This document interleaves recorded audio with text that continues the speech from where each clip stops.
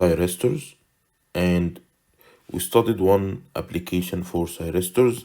So thyristors are used in controlled and semi-controlled rectifiers, while diodes are used for uncontrolled rectifiers and semi-controlled rectifiers. They have diodes and thyristors. For controlled rectifiers, we studied single phase half wave rectifier with R load. Today we will see how the single phase half wave rectifier will operate with RLE load. Then we will see the single phase full wave rectifier with, doesn't matter if it is R or RLE. And then we will go to the semi-controlled rectifier and we will study the single phase full wave rectifier semi-controlled with R or RE, doesn't matter. And we will be done with the rectifiers topic. And after we do this, we will see what is the application of rectifiers in motor control, which is chapter 6. So we will use the rectifiers we studied to do speed control. So hopefully we will have time to go over all of these points today.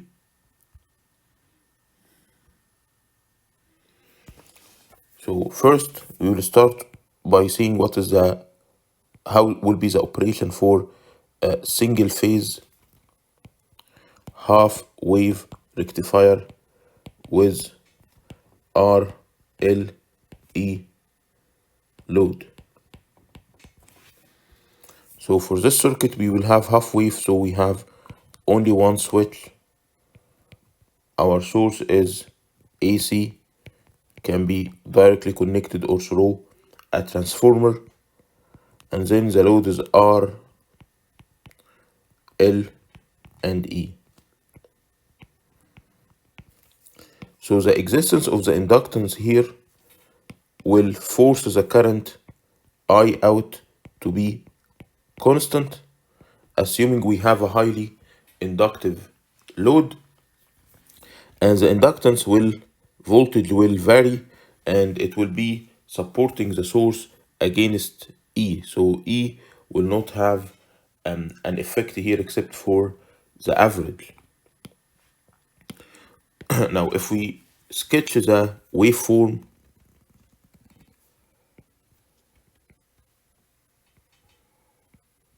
pi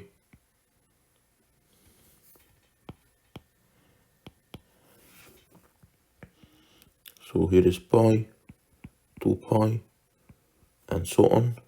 Here is the peak, here is the peak negative,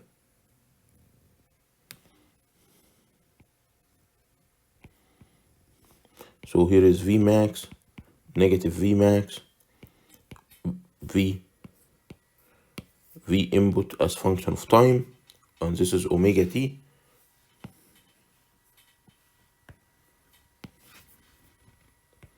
So this is a waveform for the input voltage.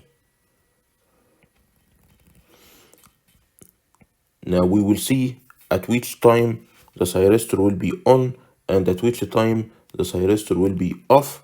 So as we can see, when the supply here is positive, this thyristor will be forward bias because we have positive connected to the positive, but the thyristor will not operate unless we give it a firing alpha.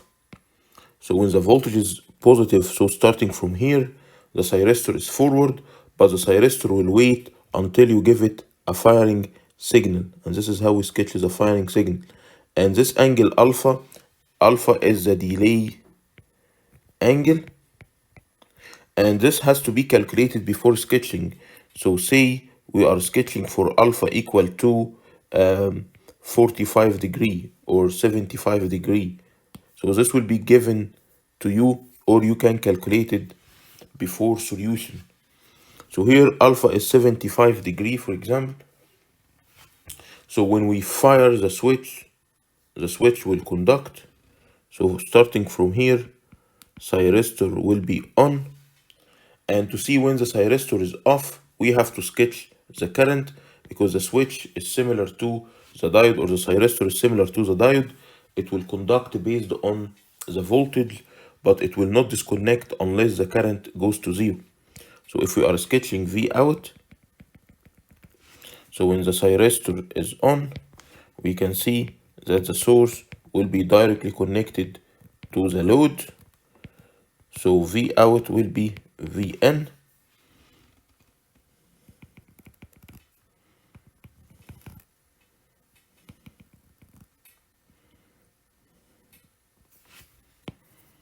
So V out will equal to Vn. So I will sketch the same waveform as Vn.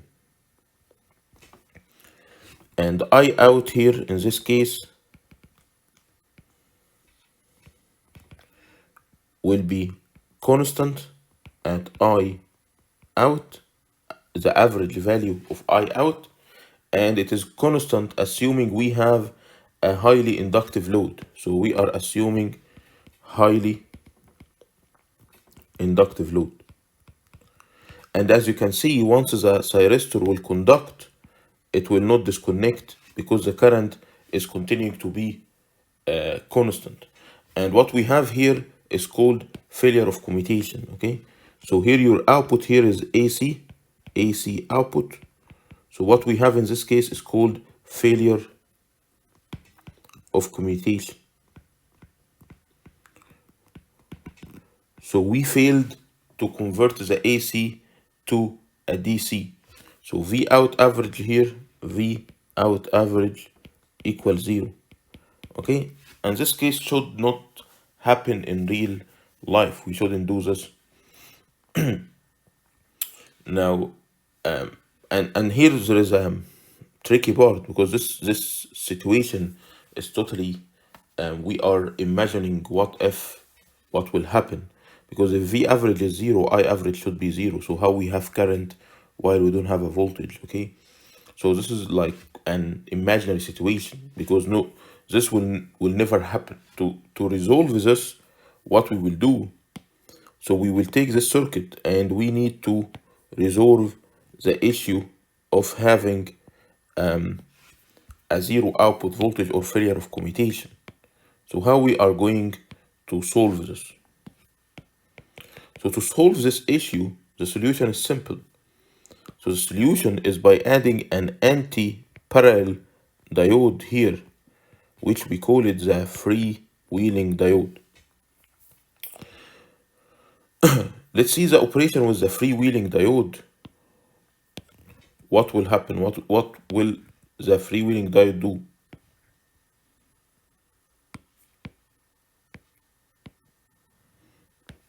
So when the supply is positive,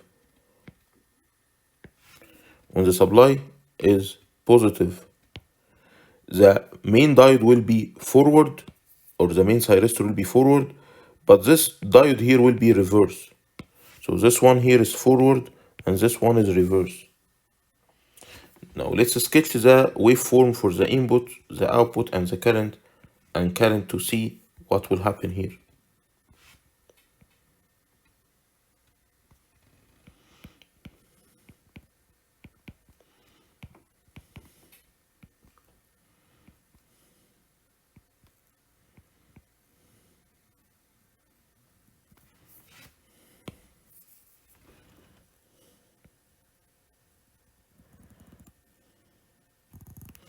So here is V input as function of time, V max, negative V max, V max, and so on.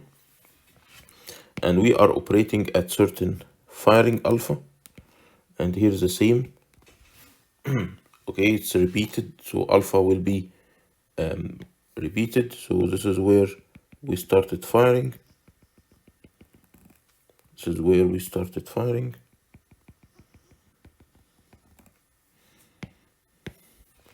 And we need to sketch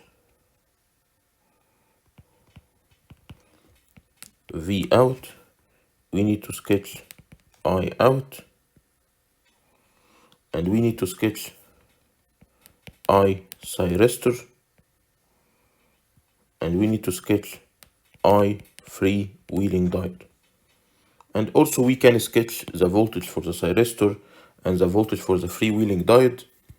So here is V thyristor, here is V freewheeling diode.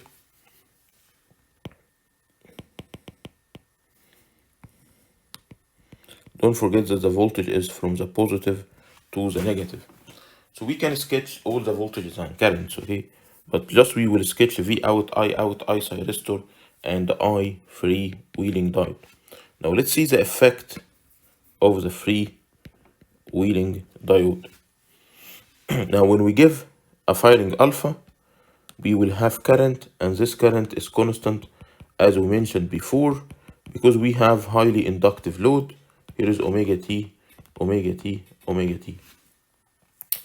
Now when we give firing, the thyristor will be on, so V out will equal to V source, so we will sketch V source. So we'll start sketching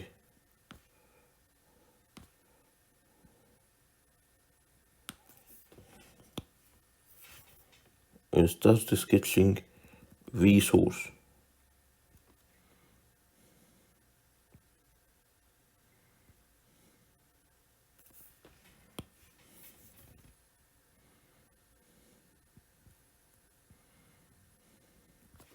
So V out will equal V source, and here we have the thyristor is conducting on. Now let's see when the thyristor will turn off. So the thyristor will turn off when its current is 0, or there is an anti-parallel switch trying to conduct. So how this will happen? Now at this point, your V out is reversing, is going negative. So at this point, the voltage here is not positive. The voltage is going reverse. When the voltage going reverse, this diode is forward bias. So the freewheeling diode will be forward. And when the freewheeling diode is forward, it will start to inject current I at this point. And this current I is trying to go against the thyristor, so it will turn off the thyristor. So here, the conduction of the freewheeling diode actually will turn off the thyristor. So the thyristor will stop conducting at this point, and the thyristor will start conducting at this point because of the freewheeling diode is taking over. And once the freewheeling diode conduct, the voltage across the output V out will be 0, which means we are removing this negative part. And who removed this negative part? The freewheeling diode, the conduction of the freewheeling diode. And here will be the same. So we don't have any negative voltage, and the removal of the negative voltage is actually done by the freewheeling diode. And the freewheeling diode will take over until you conduct again the thyristor. So the freewheeling diode and the thyristor will be handing each other the load current. And when the freewheeling diode conduct, the output current will be going through the freewheeling diode. So here is the current is going from the source. So the current is going from the source to the load and coming back. So this is I source, which is I thyristor. In this case, the current is freewheeling between the load and the freewheeling diode. So in this case here, I source equal I thyristor equal I out, and I freewheeling diode is 0. In this case here, I source equal I thyristor equal 0, because the thyristor is open circuit, and I diode equal to I out. So if we need to sketch I thyristor will be I out for this short duration, and here I thyristor equal to I out for this short duration. And between these two times, the current is going through the freewheeling diode.